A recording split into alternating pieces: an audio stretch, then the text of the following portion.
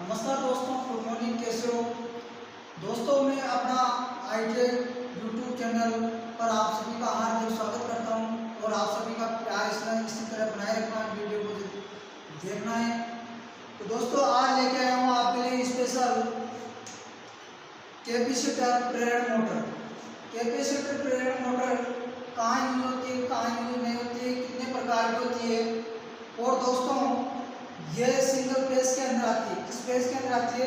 Single phase supply के अंदर चलने वाली मोटर होती है कैपेसिटर प्रेरण मोटर। आज का टॉपिक है अपना कैपेसिटर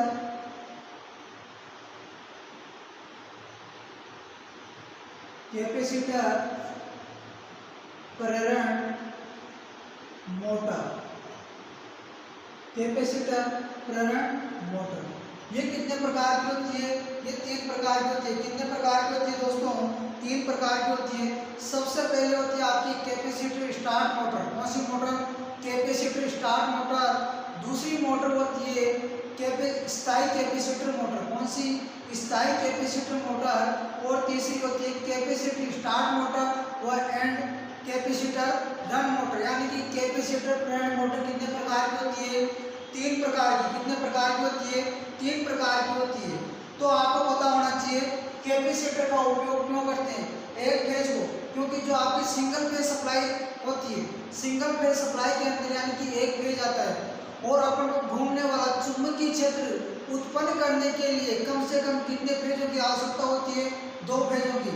यानी कि सीधी सी बात है कि अपनी एक सिंगल फेज पर मोटर स्वयं स्टार्ट नहीं होती है, उसको सेल्फ स्टार्ट बनाने के लिए कम से कम 2 फेजों की आवश्यकता होती है। एक तो अपने पास जो सिंगल फेज होता है, एक फेज प्राप्त होता है। दूसरा फेज बनाने के लिए अपन को उसके अंदर जोड़ के अपन कैपेसिटर का यही कार्य होता है कि एक फेज को 2 फेज में बांट देना। किसका कार्य होता है? कैपेसिटर का कार्य होता है एक फेज को 2 फेज में बांटने के लिए मोटर के अंदर कैपेसिटर लगाया जाता है, क्योंकि सिंगल फेज सप्लाई के अंदर घूमने वाला यानी रोटेटिंग मैग्नेट, घूमने वाला चुंबकीय क्षेत्र उत्पन्न नहीं होता है। घूमने वाला चुंबकीय क्षेत्र पैदा करने के लिए कम से कम 2 फेजों की आवश्यकता होती है। कितने फेजों की आवश्यकता होती है? 2 फेजों की। लेकिन अपन पढ़ रहे हैं स्पेशल कैपेसिटर प्रेरण मोटर यानी कि संधारित्र। कैपेसिटर को बोलते हैं दोस्तों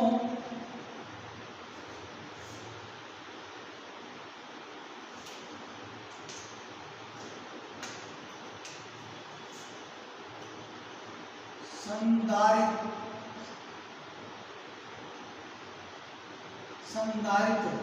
कैपेसिटर को क्या बोलते हैं दोस्तों? संधारित्र। यानी कि संधारित्र प्रेरण मोटर कितने प्रकार की होती है? 3 प्रकार की होती है। कितने प्रकार की होती है दोस्तों? 3 प्रकार की। कौन कौन सी होती है?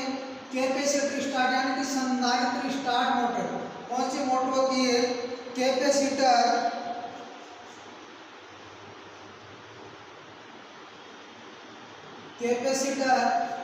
Start motor. दूसरी होती है स्थायी कैपेसिटर मोटर। और तीसरी होती है कैपेसिटर स्टार्ट व कैपेसिटर रन मोटर। अब देखो दोस्तों, यहाँ पर देखने वाली बात है, यहाँ पर 2 नाम 2 बार कैपेसिटर आए हुए हैं। 2 बार क्या लिखा है मैंने? कैपेसिटर। यानी कि जो आपकी मोटर कैपेसिटर स्टार्ट और कैपेसिटर रन मोटर, इसके अंदर 2 प्रकार के कैपेसिटर जुड़ते हैं। कितने प्रकार के कैपेसिटर जुड़ते हैं? 2 प्रकार के। और 2 आपको पास में 2 मोटर आपके पास में दिखाई गई है, कैपेसिटर स्टार्ट मोटर और स्थायी कैपेसिटर मोटर। यानी कि स्थायी कैपेसिटर यानी कि परमानेंट कैपेसिटर मोटर, इसके अंदर भी एक कैपेसिटर जुड़ा होता है और स्टार्ट मोटर के कैपेसिटर स्टार्ट मोटर के अंदर भी एक कैपेसिटर जुड़ा होता है। जबकि देखने वाली बात है, यहाँ पर 2 बार कैपेसिटर प्रयोग हो रहा है, तो 2 कैपेसिटर यूज में लेते हैं। कौन सी मोटर के अंदर? कैपेसिटर स्टार्ट और कैपेसिटर रन मोटर के अंदर। तो दोस्तों क्लास स्टार्ट करते हैं एक बेसिक बेसिक जानकारी दी कि यानी कि कैपेसिटर प्रेरण मोटर कितने प्रकार की होती है, 3 प्रकार की। कितने प्रकार की होती है दोस्तों, 3 प्रकार की। कैपेसिटर स्टार्ट मोटर, स्थायी कैपेसिटर मोटर, तीसरी होती है कैपेसिटर स्टार्ट और कैपेसिटर रन मोटर। तो आइए देखते रहिए बस।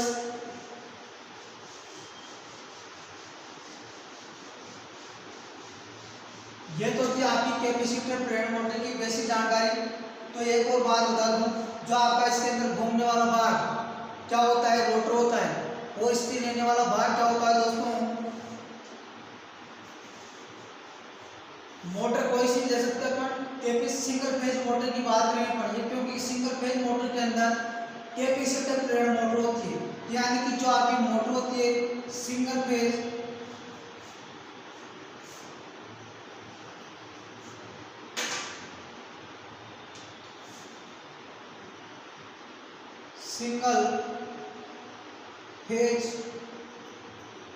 मोटर। दोस्तों जो आपके सिंगल फेज मोटर है उसके अंदर टॉपिक चल रहा अपना कैपेसिटर मोटर, यानी कि संधारित्र मोटर। संधारित्र मोटर के अंदर क्या क्या भाग होते हैं दोस्तों। एक भाग होता है आपका घूमने वाला, एक भाग होता है घूमने वाला, एक भाग होता है आपका घूमने वाला, दूसरा होता है स्थिर रहने वाला भाग। दो भाग होते हैं, एक तो आपका घूमने वाला भाग, दूसरा होता है स्थिर रहने वाला भाग। जो आपका स्थिर रहने वाला भाग होता है दोस्तों उसको बोलते हैं स्टेटर। क्या बोलते हैं, स्टेटर। घूमने स्थिर रहने वाले भाग को बोलते हैं स्टेटर, और घूमने वाले भाग को बोलते हैं दोस्तों रोटर। क्या बोलते हैं, रोटर। जो आपके स्थिर रहने वाला भाग होता है स्टेटर, क्या होता है, स्टेटर। स्टेटर पर दो प्रकार की वाइंडिंग होती है दोस्तों। स्टेटर पर क्या होती है, दो प्रकार की वाइंडिंग, यानी कि दो प्रकार की वाइंडिंग क्या होती है दोस्तों, दो प्रकार की वाइंडिंग होती है। एक तो होती है आपकी रनिंग वाइंडिंग,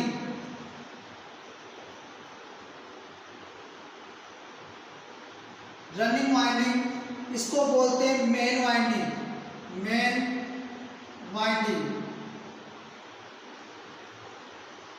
दो प्रकार की वाइंडिंग होती है।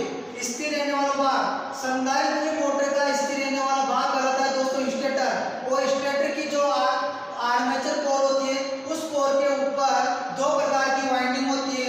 पहली वाइंडिंग होती है रनिंग वाइंडिंग, जिसको बोलते हैं मेन वाइंडिंग। क्या बोलते हैं इसको, मेन वाइंडिंग के नाम से भी जाना जाता है। दूसरी वाइंडिंग होती है आपकी स्टार्टिंग वाइंडिंग। कौन सी वाइंडिंग, स्टार्टिंग वाइंडिंग। कौन सी वाइंडिंग होती है दोस्तों, स्टार्टिंग वाइंडिंग। यानी कि दोस्तों आपका स्टेटर पर दो प्रकार की वाइंडिंग होती है।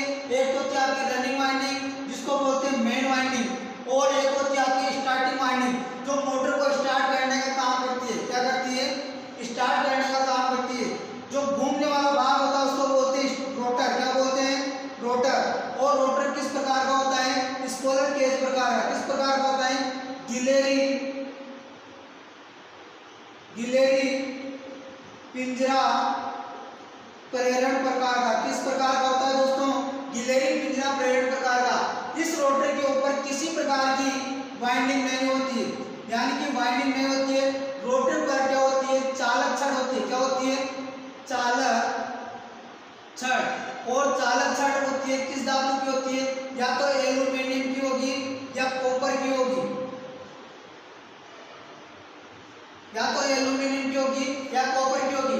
अगर मोटर की कॉस्ट या मूल्य बढ़ाना चाहते हो आप, या मोटर का मूल्य बढ़ाना चाहते हो, क्योंकि महंगी मोटर के अंदर जो रोटर के अंदर जो चालक छड़ होती है वो चालक छड़ किस धातु की बनाई जाती है, कॉपर की। अगर आपकी मोटर सस्ती है, अगर मोटर का मूल्य कम करना चाहती हो आप, तो उसके अंदर एल्यूमीनियम की छड़ काम में लेते हैं। किसकी छड़, एल्यूमीनियम की छड़ काम में लेते हैं।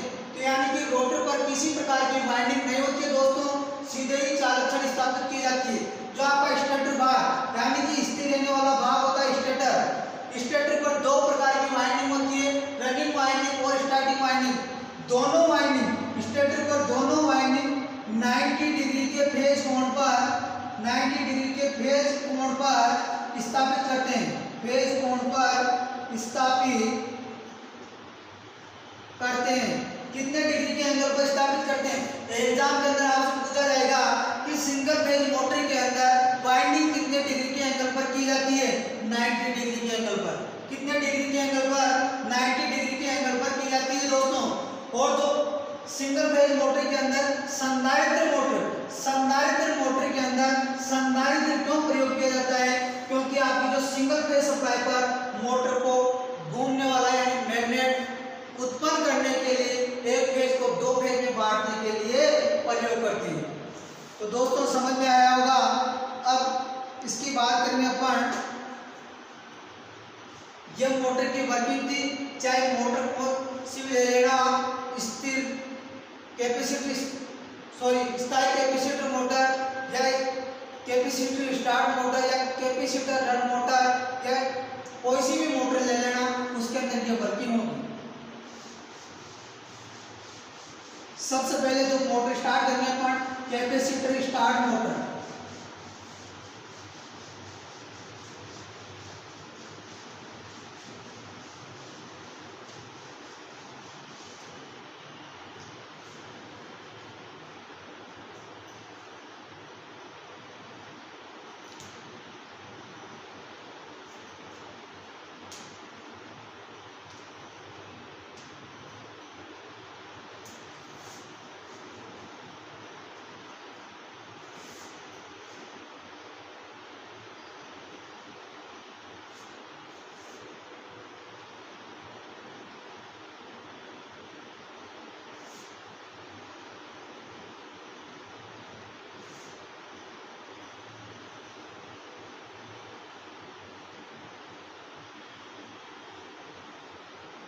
यहां पर रोटर हो गया।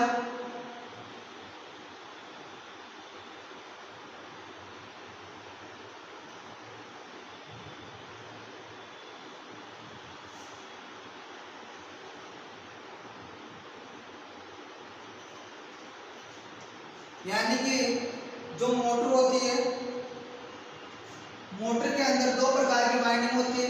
एक तो होती है रनिंग वाइंडिंग, रनिंग वाइंडिंग जिसको बोलते हैं मेन वाइंडिंग। रनिंग वाइंडिंग का नाम होता है मेन वाइंडिंग। क्या होता है दोस्तों? Main winding. मेन वाइंडिंग दोनों वाइंडिंग 90 डिग्री के कोण पर स्थापित की जाती है, जहाँ की यह होती है starting winding. Starting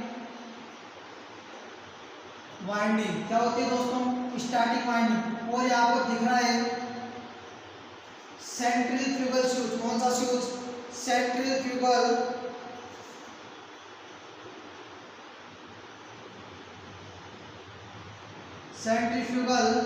switch.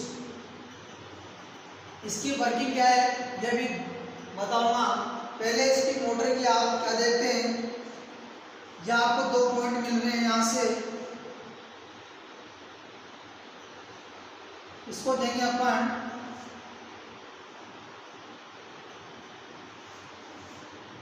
Single phase supply. क्या देंगे? Single phase supply 230 voltage 50 hertz.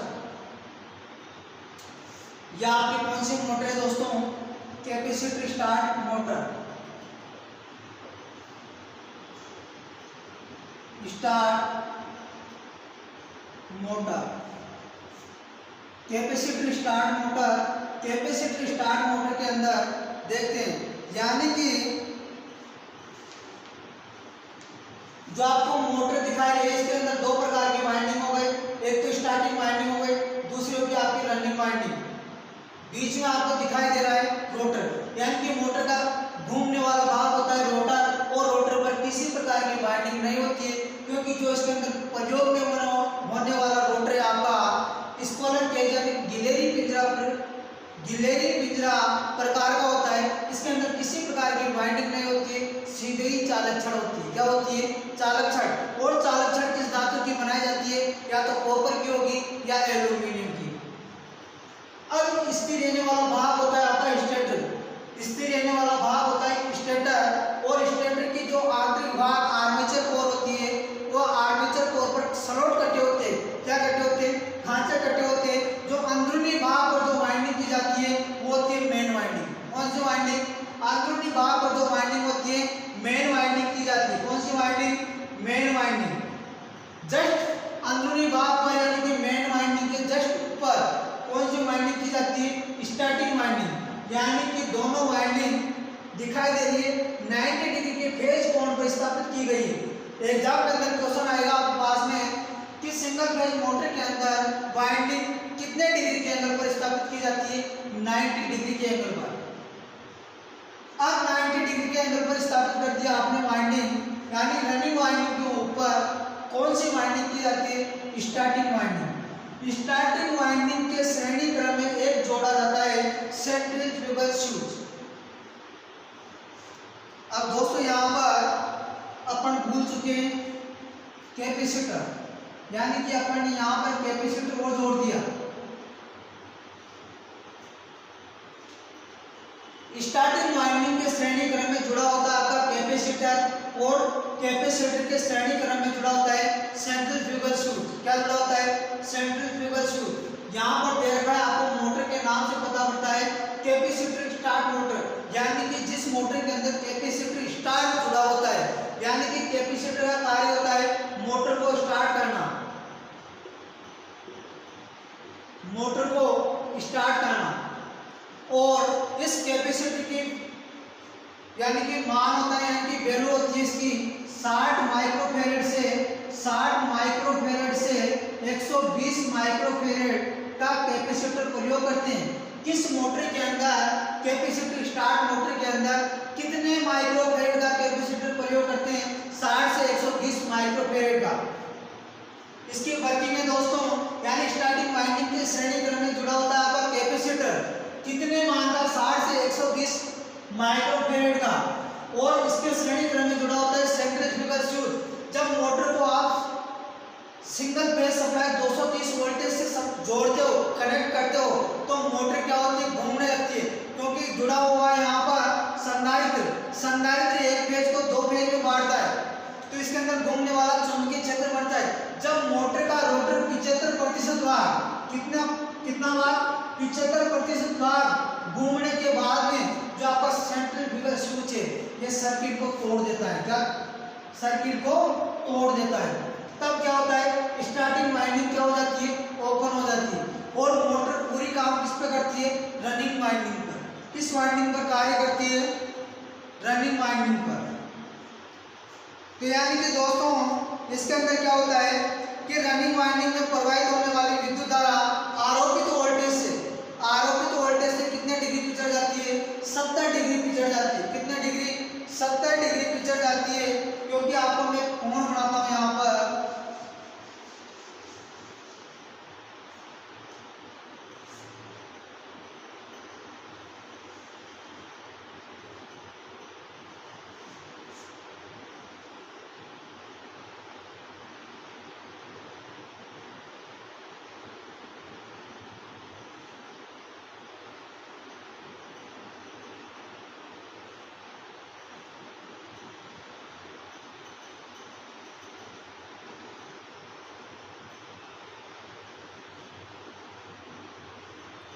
यहाँ पर क्या हो रहा है दोस्तों?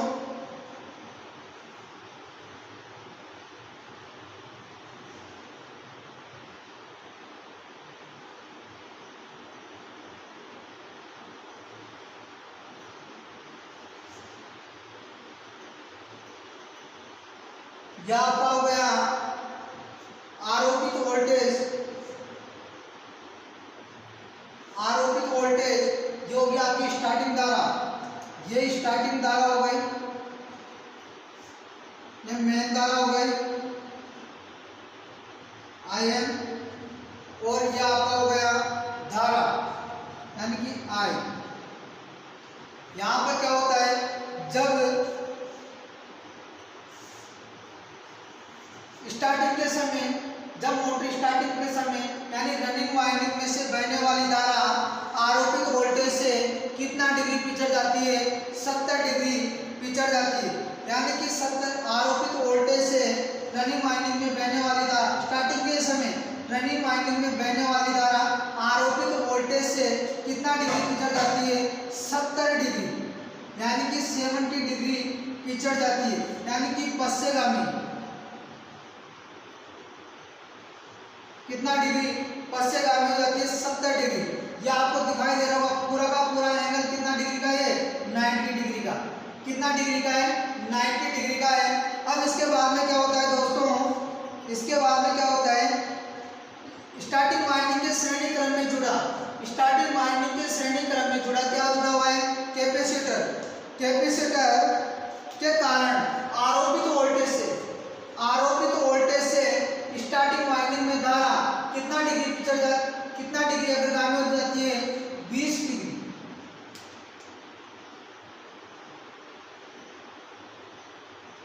20 डिग्री। और दोनों वाइंडिंग के मध्य कोण कितना डिग्री का हो गया? 90 डिग्री का। तो समझ में आया होगा यह वर्किंग, यानी दोनों वाइंडिंग के मध्य फेज अंतर पैदा हो जाता है। कितना डिग्री का? 90 डिग्री का फेज अंतर पैदा हो जाता है दोस्तों, क्योंकि आरोपित वोल्टेज से 20 डिग्री अग्रगामी स्टार्टिंग वाइंडिंग के अंदर धारा जाती है और आरोपित वोल्टेज से 70 डिग्री पश्चगामी धारा किसमें बहती है? रनिंग वाइंडिंग में। दोनों वाइंडिंग के मध्य 90 डिग्री का फेज कोण स्थापित हो जाता है और मोटर वर्किंग करना लग जाती है, यानी कि मोटर घूमना लग जाती है। घूमने के बाद में क्या होता है? मोटर का 75% भाग घूमने के बाद में लगा आता सेंट्रीफ्यूगल फ्यूज परिपथ को तोड़ देता है, भंग कर देता है यहाँ से। यानी कि ये सर्किट ओपन हो जाता है किस वाइंडिंग का? स्टार्टिंग वाइंडिंग का। और मोटर काम करती है आपकी रनिंग वाइंडिंग पर। किस वाइंडिंग पर कार्य करती है? केवल आपकी किस वाइंडिंग पर कार्य करती है? मेन वाइंडिंग यानी रनिंग वाइंडिंग पर। और इस मोटर का टॉर्क क्या होता है? उच्च होता है। मोटर का टॉर्क क्या होता है? उच्च होता है। और इस मोटर का विशेषता की बात करूंगा मैं, इसका टॉर्क की बात करता हूं मैं, यानी कि टॉर्क होता है इसका टॉर्क उच्च प्रकार का।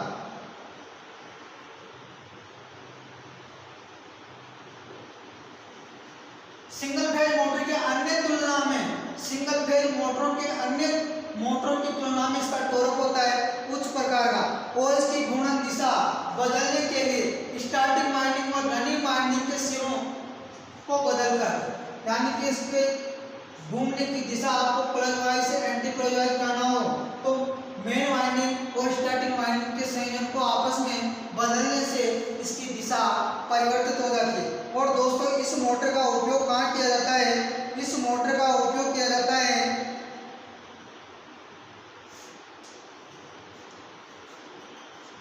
कंप्रेसर, वॉशिंग मशीन, यानी कि इस मोटर का उपयोग की बात करेंगे,